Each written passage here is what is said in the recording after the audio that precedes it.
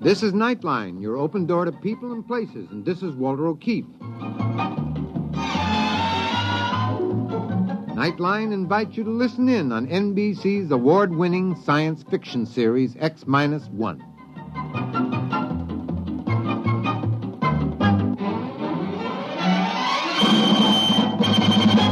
Now escape to a world of the future. Countdown for blast-off. X-5, 4, 3, 2, X-1, fire.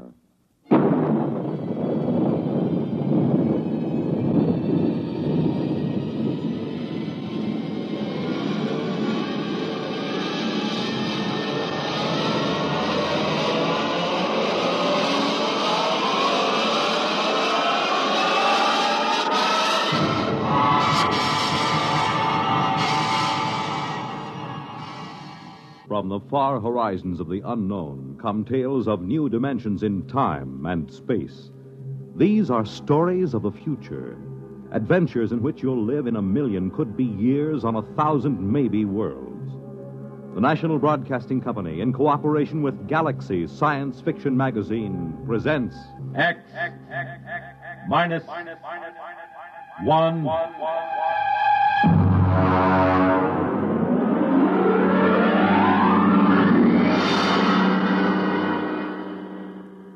Tonight, A Wind is Rising by Finn O'Donovan.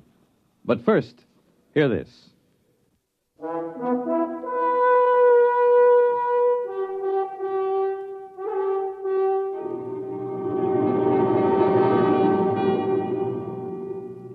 Now, X-1.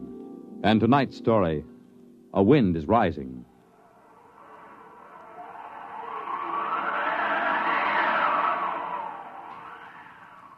I'd only been on Corella for 8 months. Not long for a seasoned advanced exploration man like myself, but long enough to know one thing. Before long, I was going to kill me a native Corellan. Maybe I was a little edgy. When you have to live inside a steel and concrete capsule just listening to that fantastic wind howl 24 hours a day, it begins to get you. Anyway, it started when Smanik, he was our Corellan radio man, came up to my quarters to get me. Corellans are a dirty brown and look something like big spiders with 5 hairy tentacles. Yeah? Smanik, Earthman. Well? Other Earthman, tell Smanik, tell this Earthman, come pretty quick. Okay. You got lump sugar. What for? Smanik, do something favor, get lump sugar. No, I don't have sugar. Now beat it. Maybe you got dead meat? Smanik like dead meat? No meat. Now get your slimy shape out of here. Yeah, what's wrong? Come on down with me. Clayton, I don't think it's good to insult these Corellans. They have no feelings, you know that. They have no emotional nervous setup. Just the same, I don't think it's good. For who? For you. When you insult somebody by your own standards, you hurt yourself, even if the object of your insult is a dead thing. Now, look, Nerishev, I'm an advanced exploration expert. You're an anthropologist. You stick to your stuff, and I'll stick to mine. Sorry. Now, what's the fuss about? The water faucet. What about it? It isn't running. What? I pounded it and put a probe in. It must be blocked out at the storage tank. How could it be blocked out there? I don't know. Maybe the wind rolled a boulder at it. Yeah. More likely one of those spiders like Smanik was fiddling with it. The natives have been told not to tamper with the water line. They don't like us. They might. I thought you said they were incapable of feeling like or dislike or any emotion. I did. I know they can't feel, but still somehow I get the sensation that they resent us. I'm glad we've only got one of them inside the station. Regardless of that, we can't live with our water supply cut off. Oh, listen to that wind. It'll be murder out there. I'll go. It's my turn. You wouldn't know what to do if you got there. It seems quite simple. Well, come to think of it, it could be a 2-man job if there's a boulder. The wind gauge reads 82 miles an hour. Just a light breeze on Karela. Maybe we ought to wait till it drops a little. Let's ask the gink. Why do we take him along? The gink? He knows the terrain, and like all his kind, he's a fantastic sailor. But they take those woven land boats out in 100-mile winds with no qualms at all. The brute 14 tons, and it has a diesel engine. We don't need any sailors. If we have to use a steadying sail, I can handle it as well as any Spider-Man. Just a suggestion. Well, you stick to anthropology. Open the locks and we'll get the brute out. I'll need Smonik to close the locks after us. Smonik? X-Man call. Clayton and I are going out in the heavy land car. What's the weather going to be like? Wind come up along little more. Not anything to be afraid. He got sugar. Oh, here you are, Smonik. Very good sailing today. You got sail on truck. We have a steadying sail made of steel. Woven reeds. More better. A more easy time. We know all about that. Open the lock, Nerishev.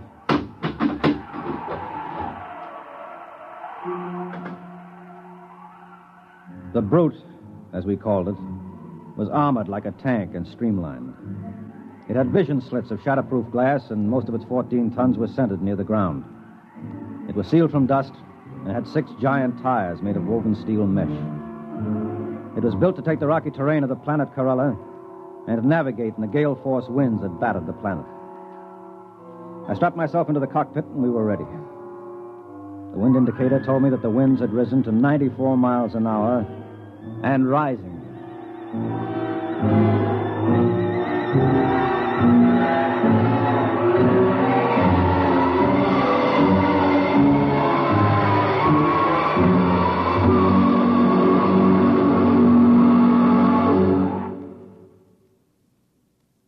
You're listening to A Wind is Rising, tonight's attraction on X-1. Time, nighttime. The lights dim down for the curtain in theaters on Broadway. A Hollywood star greets the first guests at her party in Beverly Hills. In Chicago, the police plan to close the ring on a band of desperate criminals. At a world-famous circus in Paris, France, the star trapeze artist climbs to a precarious perch high over the center ring. In a Las Vegas nightclub, a hush falls over the tables as one of the great singing stars of our time steps out onto the stage. And in New York's Radio City, the studio warning light flashes, "Stand by." Nightline is about to go on the air, taking you to wherever in the country, wherever in the world, exciting things are happening at night. To make you more than a spectator, to make you a participant in these events. This is Walter O'Keefe, inviting you to join us on Nightline, your line to exciting entertainment at night, every Monday through Thursday night over most of these NBC stations.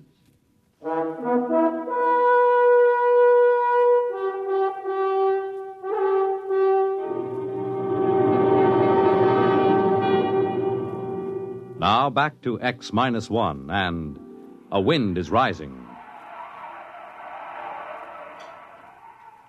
I looked out over the instrument panel. The Karela station had been set down like an overturned bowl on a rocky plain. In order to get to the water storage tank, we had to travel 6 miles. Immediately around the station were our boulder baffles, huge spikes of concrete designed to stop the boulders that the wind rolled off the mountains.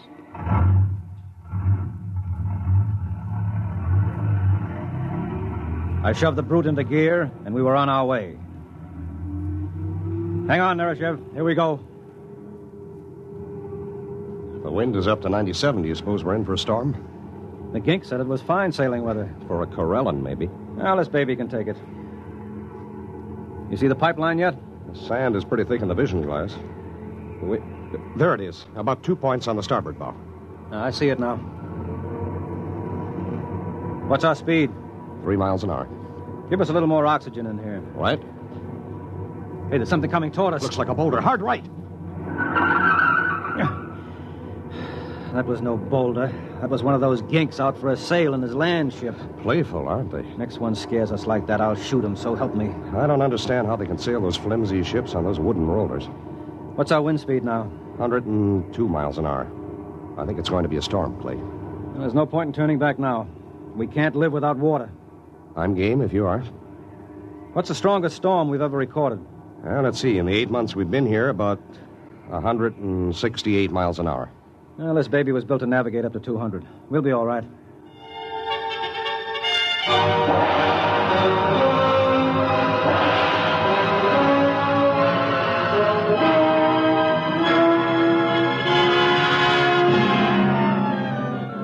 We had had 2 storms on Corella since Earthmen had been there. The first one had almost wiped out the station. That's why the boulder traps were built. The second one had leveled an entire mountain range on the other end of the plain. By the time we reached the water storage tanks, the wind was up to 113 miles an hour.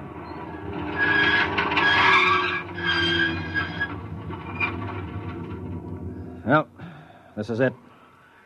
One of us has got to put on an air suit and repair the damage. Means blowing out the line. It's my turn. What do you know about mechanical things? I'll go out. Fasten that nylon rope to me and winch it as I go along.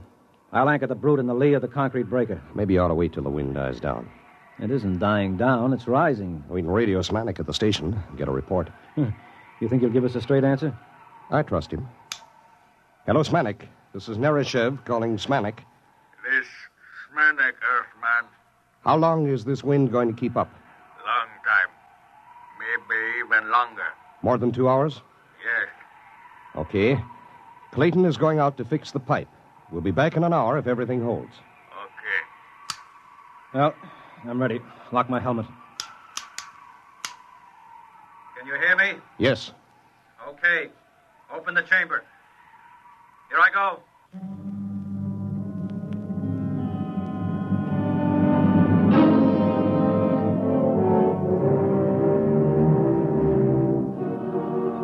Outside, the wind thundered and roared like breaking surf. Once I was almost blown free, but the line held. By the time I crawled back into the ship, I'd cleared the water lines, but my suit was shredded and my air extractor was clogged with dust. The wind was up to 145 miles an hour and still rising. You all right? Yeah. All right, let's get this thing going. It's starting to shiver in the wind. Right.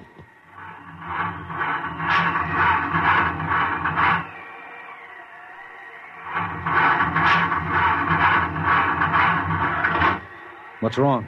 I can't start the engine. Here, let me try.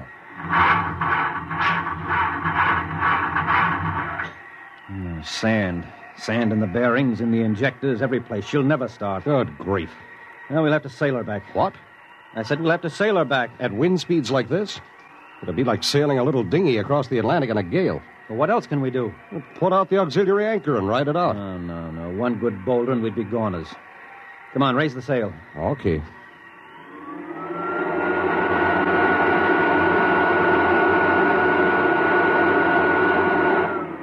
Release anchors.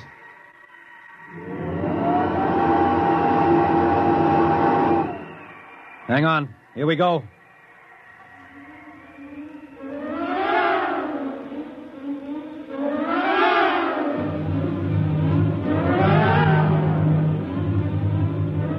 We raised the steel sail and tacked into the wind. Shoved by a wind that had now reached 175 miles an hour, the 14-ton brute soon picked up to a speed of 40 miles an hour. Even reefed down and heeled over, I couldn't hold her. And I had to winch out the steel main sheet to straighten her up. Then it began to happen. The thing we feared the most.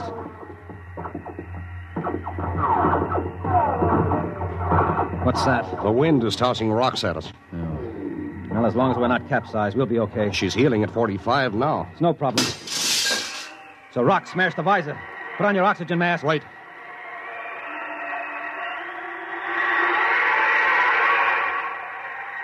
She's boiling along now, 75 miles an hour. Clay, there's a boulder coming. Down the mountain. I can't head her up. Head off. No use, I'll have to jive. You can't. Hang on! We missed us. That boulder's as big as a city block. You're headed for the cliffs. Winch in the sheet again. We'll head up toward the station. No, it's no use. I can't head her up. We'll have to run with the wind. You can't run far. The cliffs are dead ahead. Let's drag the emergency anchor. Maybe it'll slow us down. Suppose it fouls. Worry about that later. Drag it.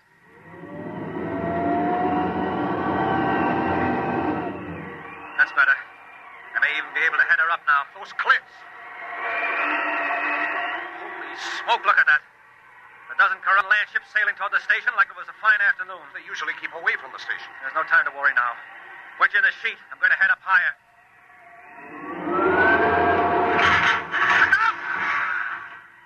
What was that? Boulder. Snap the mast off. Holy mother. We're being blown toward the cliffs. Is that land anchor out? Yes. Oh, pray it'll foul and hold us. Pray. Our Father who art... We're fouled. Yeah. And it's holding. Now if it'll just bite in. I think we're anchored. But listen to those boulders. We won't last 10 minutes anchored here. Move over. Why? I'm going to try the diesel again. I don't know, maybe it's a long shot, but maybe.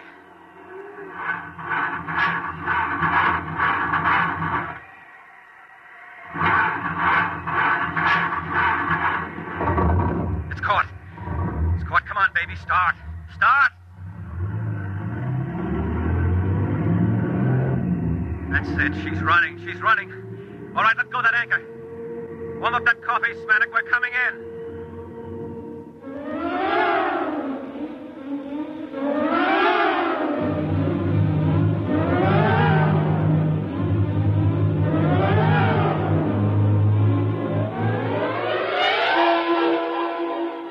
Somehow the engine coughed and spit us back to the station. The boulder defense was completely flattened, and one side of the capsule was dented by a huge rock. But otherwise it was still holding. The winds were up to 212 miles an hour at the time. A dozen Corellan land ships were moored by their long vines on the lee side of the station, and more ships were coming in every minute. We slid into the tube and entered the capsule. Welcome, Earthmen. You have nice sail. Shut up, you crummy gink. Earthmen not pleased. You told us the weather would hold. Old Karellan saying, one can predict weather, but not do something about it. Very true. Yeah. We almost died out there. You wouldn't have been planning anything like that, would you? Smanik no understand. No? Well, do you understand this? Now get out of here. Get out before I blow your ugly head off with this gun. Very difficult for Smanik to be without head.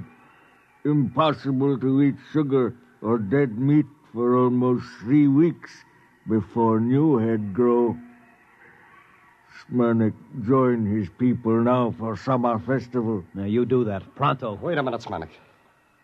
Did you say summer festival? Oh, yes.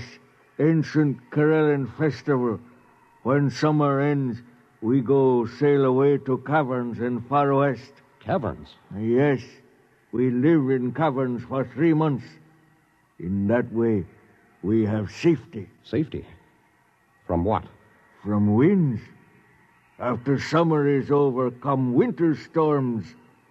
First storm of year about to start any moment now. About to start? What do you call what we've been having? The wind is 238 miles an hour right now. The brute's ruined, the boulder defense is leveled, the foundations are cracked. Very regrettable. Perhaps you like to come stay with us in caverns. Bring sugar. Impossible. We need oxygen, food, our own water. Very regrettable indeed. Well, maybe you don't stay and colonize our planet after all. Yes. Really big wind starting to rise now. Smanik go. Goodbye, Smanik. Thanks for your help. Smanik do favor. Glad to help. You got sugar?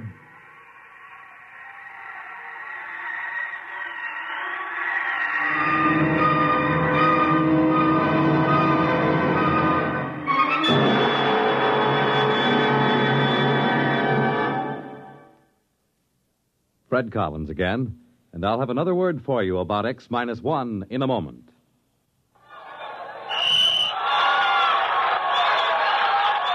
If that's the game you're missing because of a mean cold, here's something you should know. Every second someone takes it for the miseries of a cold. Millions more take bromoquinine. Every second someone takes it for the miseries of a cold. Bromoquinine. More people have taken more bromoquinine cold tablets for more complete relief than any other cold tablet ever sold. You could take aspirin or other single-action cold remedies all day and not get bromoquinine's more complete relief, even for virus colds. Bromoquinine works to relieve stuffy nose, body aches, fever, irregularity, the blues, and headache. More complete relief, because bromoquinine is the only cold tablet sold with wonder-working quinine and 5 other medicines, health-fortified with vitamin C. Remember... Every second someone takes it for the miseries of a cold. Millions more take bromoquinine. Get bromoquinine brand cold tablets. You have just heard X-1, Presented by the National Broadcasting Company in cooperation with Galaxy Science Fiction Magazine, which this month features Finn O'Donovan's story, Gray Flannel Armor, which makes you wonder if knights would have been still more bold in days of old if they'd had transistor amulets. Galaxy Magazine, on your newsstand today. X-1 has brought you A Wind is Rising, a story from the pages of Galaxy, written by Finn O'Donovan and adapted for radio by George Lefferts.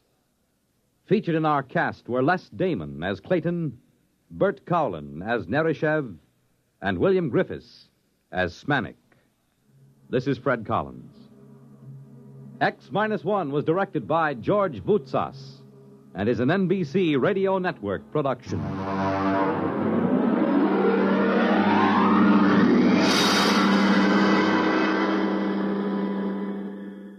There's excitement in the air at night, and Nightline brings it to you. Hear Nightline with Walter O'Keefe, next on most of these NBC